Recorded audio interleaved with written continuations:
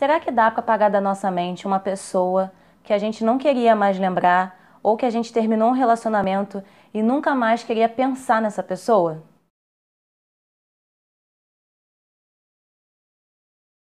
Oi, gente, hoje a gente vai falar do filme Brilho Eterno de uma Mente Sem Lembranças, mas lembrem-se que teremos spoilers, então se você quer assistir o filme antes, vai lá, assiste o filme, depois você vem aqui e diz o que você acha, se você concorda, se você discorda. O filme conta a história do Joel e da Clementine, ou Clementina. Ele começa muito cara de filme romântico mesmo.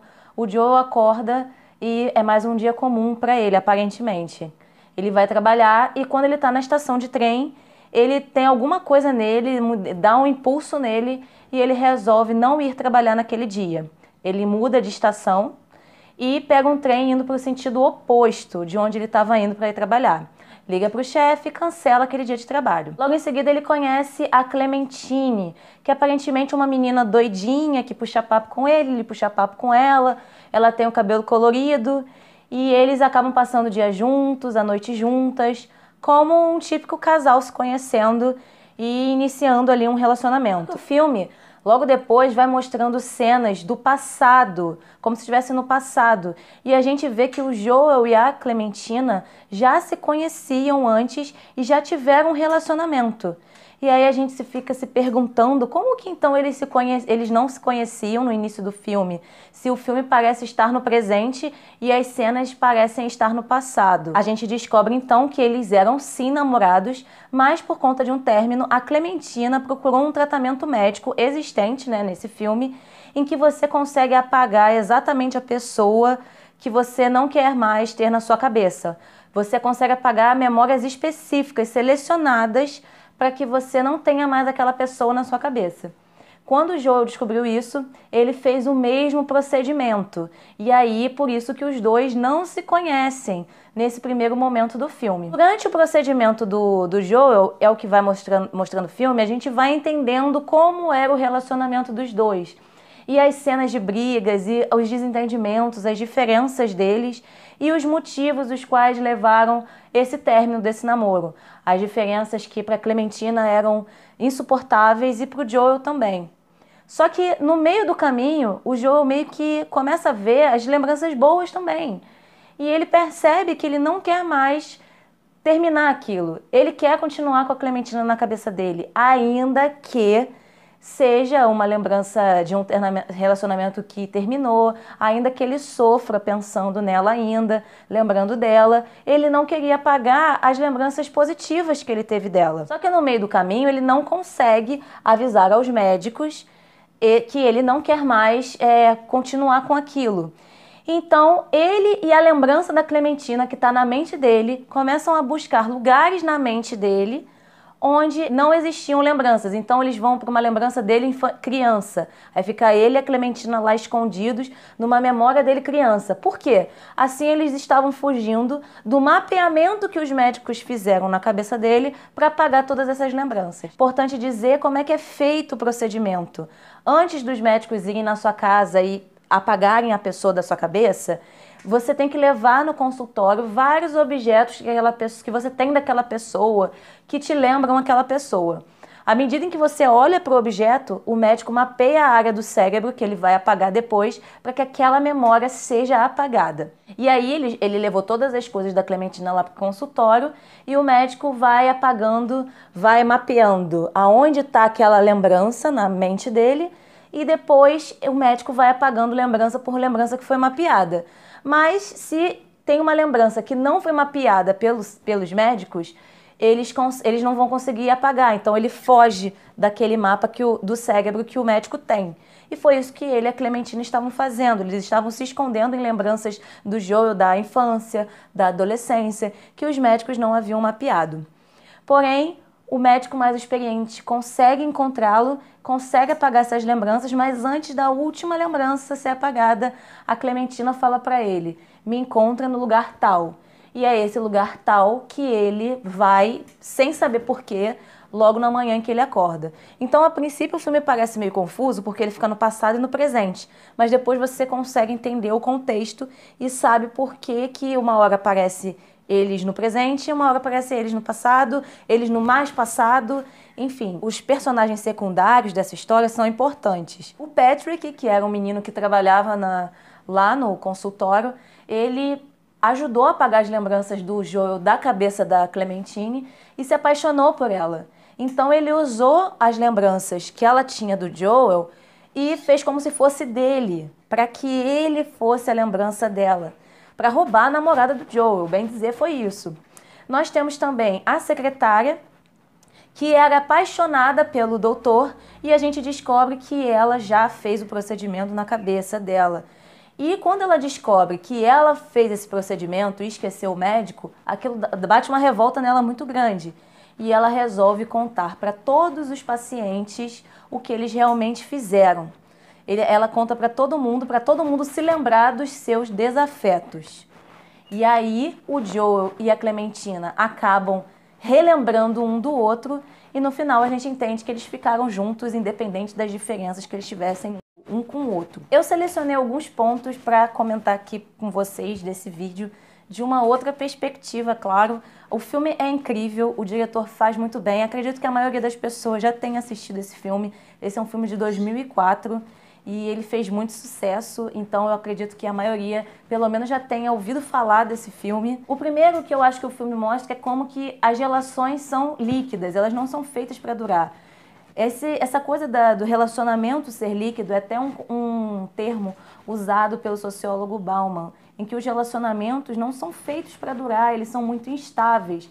Ao mesmo tempo em que se faz uma amizade ou se consegue um relacionamento muito rapidamente, esses relacionamentos se desfazem também muito rapidamente na era da modernidade. Observem que hoje os aplicativos de encontro, você rapidamente consegue encontrar uma pessoa para você se relacionar. Só que não são relacionamentos tão estáveis assim. Você vê que o próprio aplicativo de relacionamento, às vezes ele funciona como um site de compra. Você vai passando as fotos e vai dizendo o que você gosta e o que você não gosta. Então eu acho que o filme retrata um pouco isso, porque as pessoas podiam esquecer a pessoa que acabou de terminar com elas muito rapidamente. Tem até uma paciente do consultório que ela já está a terceira vez no mesmo mês para esquecer uma pessoa. Quer dizer, ela se relaciona e deixa de se relacionar muito rápido. Aquele filme Você Nem Imagina, que também está na Netflix, também mostra um pouco dessa liquidez dos relacionamentos. Quando a Ellie Chu, que é a personagem principal, observa os colegas dela na escola e percebe o quanto eles começam a namorar e desfazem o namoro muito rapidamente. E o filme tem uma pegada filosófica também, então isso é bem interessante, deixa o filme bem legal. Eu recomendo esse filme para vocês. A segunda coisa é que é mostrado no filme que no Dia dos Namorados é o dia que mais lota o consultório. É o dia que todo mundo quer ir.